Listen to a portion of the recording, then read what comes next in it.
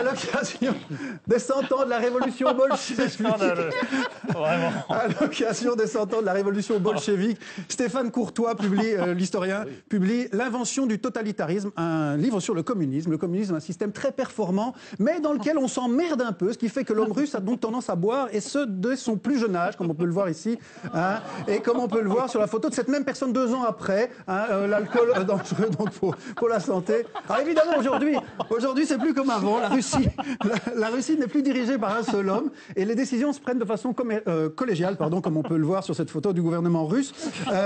Mais reste un pouvoir viril quand même, un gouvernement donc russe qui a été accusé d'homophobie, accusation totalement infondée, comme on peut le constater en voyant les photos de la Russie d'hier, mais également d'aujourd'hui, hein, l'imagerie homosexuelle est parfaitement tolérée. Alors un peu de retenue, messieurs les bien-pensants.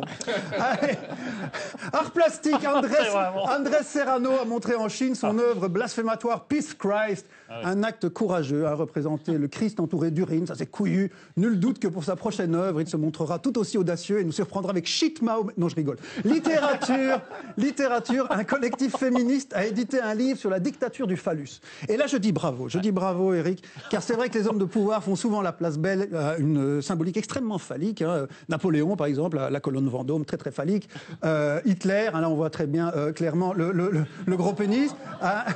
Kim Jong-un, hein, voilà, on voit aussi le gros pénis. Ou Amin Dada, là on devine évidemment le très très très gros pénis. Voilà, chers spectateurs, c'est la fin de cette chronique.